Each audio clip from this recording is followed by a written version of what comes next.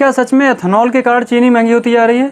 और अब ऐसे दिन आ गए हैं कि आपको एक कप चाय पीने में सोचना पड़ रहा है, क्योंकि उधर चीनी महंगी हुई तो इधर चाय भी महंगी हो गई है। जो चीनी अभी कुछ महीने पहले 48 रुपये 45 रुपये प्रति किलो थी, वो अब 65-70 रुपये पर किलो हो गई है। लेकिन आखिर ऐसा हुआ क्यों? चारों तरफ ये सवाल पूछा जा रहा है कि क्या हमारी गाड़ियों में पड़ने वाला E20 पूरी की पूरी चीनी को ही निकल गया? क्या सरकार की एथेनॉल वाली नीति की वजह से गन्ने का सारा रस मशीन में चला गया एथेनॉल के, और देश में चीनी का संकट पैदा हो गया?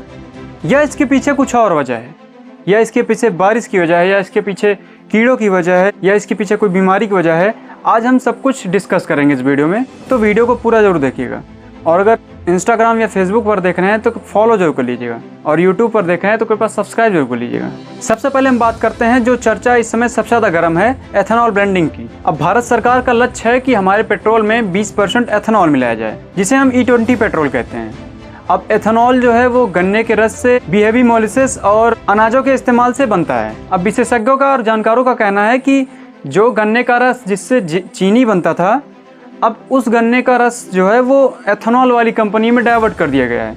अब उससे एथेनॉल बनने लगा है ज़्यादा करके। All India distillers association data के अनुसार इस सीजन में लाखों टन चीनी बनने वाले गन्ने के रस एथेनॉल में चले गए। अब जब गन्ने का रस ही भाई पेट्रोल में बदल गया तो भाई चीनी का उत्पादन कम होना ये स्वाभाविक सी बात है। अब दूसरी तरफ सरकार और मंत्रालय का कहना है कि चीनी की महंगाई का मुख्य कारण सिर्फ एथेनॉल को बताना ये सही नहीं होगा। सरकार के आधिकारिक आंकड़ों के अनुसार 2023-24 में जो चीनी एथेनॉल के लिए डाइवर्ट की जाती थी वो 25% थी, जो अब 25-26 में केवल घटकर 9% रह गई है। इसके अलावा देश में अब बनने वाला लगभग एथेनॉल अब गन्ने से नहीं बनता, वो मक्का से या खराब अनाज से बनता है। यानी सच अब जो है ये इन्हीं दोनों के बीच में है। मतलब एथेनॉल ने चीनी सप्लाई में दबाव जरूर बनाया है, मगर केवल एथेनॉल ने बनाया है ये सच नहीं है। अब बात करते हैं उन वजहों की जो असल में इस तबाही की वजह बने हैं। पहला है उत्पादन की भारी गिरावट हुई है।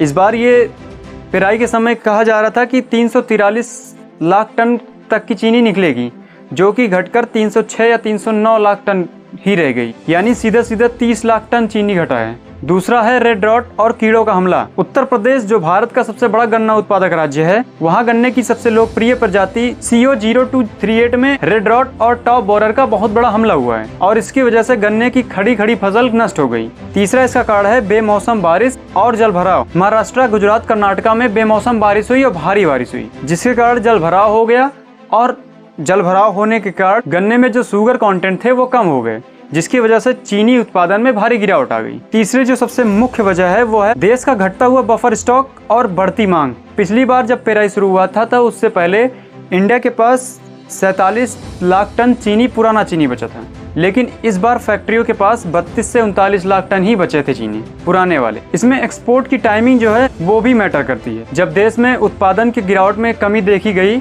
उससे पहले 8 से 9 लाख टन एक्सपोर्ट हो चुके थे चीनी इंडिया से। हालांकि बाद में सरकार ने एक्सपोर्ट पर रोक तो लगाई, लेकिन उससे पहले चीजें बिगड़ चुकी थी। अभी केवल भारत में नहीं, बल्कि जो अदर कंट्रीज हैं जैसे ब्राज़ील वगैरह, यहाँ पर भी बारिश के कारण गन्नों में दिक्कत आ गई है और चीनी उत्पादन नहीं हो रहा है। वहाँ भी चीनी की संकट आ गई है। अंतर्राष्ट्रीय बाजार में चीनी की जो कीमत थी वो अभी 2 ही महीने में 16% बढ़ी है और $552 प्रति टन तक पहुँच चुकी है। तो इन सब का कुल मिलाकर कहना यही है कि भाई केवल और केवल एथेनॉल ही जिम्मेदार नहीं है जिम्मेदार, लेकिन केवल जिम्मेदार वो नहीं। एथेनॉल के अलावा जो बारिशें हो रही हैं, जो कीड़े लग रहे हैं, वो भी सबसे मुख्य वजह है जिसकी वजह से चीनी उत्पादन कम हुआ है भारत में। और इनकी एक वजह ये भी है कि जो लोग स्टॉक रखते हैं पहले से ही जमाखोरी कर लेते हैं। इसकी एक वजह ये भी है कि जिससे इंडिया में प्राइस बढ़ रहे हैं चीनी के।